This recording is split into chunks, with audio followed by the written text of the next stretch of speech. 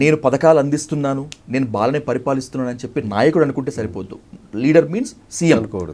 ఎమ్మెల్యేల అవైలబిలిటీ ఉండాలి and by this ఎమ్మెల్యేల అప్రోచ్ కరెక్ట్గా ఉండాలి అని చెప్పి. జగన్ ఈ విధంగా అనుకున్నారు కాబట్టే ఎమ్మెల్యేలపై ఉన్న వ్యతిరేకతని కనిపెట్టలేక ఓడిపోయారా? అది ఒక రీజను కాదనలేదు. At the same time Jagan గారి మీద కూడా వ్యతిరేకించవచ్చు కదా. రెండు ఇంపాక్ట్ చూపించావు లాస్ట్ ఎలక్షన్స్లో. ఇంకా చెప్పాలంటే జగన్ గారి మీద వ్యతిరేకత ఎక్కువ ఎమ్మెల్యే గారి మీద పడింది లాస్ట్ టైం. అంటే ఎమ్మెల్యేలు అద్భుతంగా చేశారన్న ఉద్దేశం కాదు. ఎక్కువ రేషియో చూస్తే జగన్ వద్దనుకునే రేషియో వాళ్ళ సెక్షనే కన్వర్ట్ అయింది ఎక్కువ ఓట్ బ్యాంకింగ్. ఇక్కడ ఏమవుతుందంటే ఇప్పుడు ప్రస్తుతానికి 1 year అయింది కాబట్టి గవర్నమెంట్ మీద అంత వ్యతిరేకత లేదు. ఎమ్మెల్యేల మీద లాస్ట్ టైం ఉన్న దానికంటే last time 1 year 2 years compare చేస్తే ఇప్పుడు వ్యతిరేకత ఎక్కువ పెరిగింది. ఇది రెండు చక్రాలు లాంటివి అండి. ప్యారల్గా బాగా జరిగితేనే బండి బాగా వెళ్తుంది. ఏ ఒక్క చక్రం ఉండి ఎమ్మెల్యేలు అద్భుతంగా పర్ఫామ్ చేసి సీఎం కరప్టెడ్ ఉన్నా జరగదు, సీఎం అద్భుతంగా ఉండి ఎమ్మెల్యేలు కరప్ట్ చేసినా కుదరదు. కూటమి సర్కార్పై సంతృప్తి ఉందా అసంతృప్తి ఉందా అనేటువంటి క్వశ్చన్తో పాటు దానికి ప్యారలల్గా చాలామంది మీ దగ్గర నుంచి ఎక్స్పెక్ట్ చేస్తున్నటువంటి క్వశ్చన్ ఏంటంటే జగన్ మీద వ్యతిరేకత పోయిందా ఇంకా ఉందా 1 yearలో? Is there any change?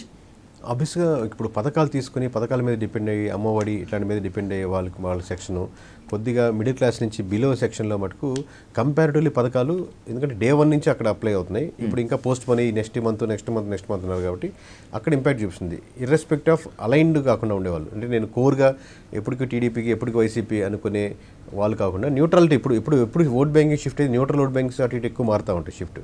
So వాళ్ళల్లో బిలో మధ్యతరగతి వాళ్ళకి మటుకు కంపారిటివ్లీ పథకం రానప్పుడు వాళ్ళు చేంజ్ అదే కదా సార్ కనపడేది.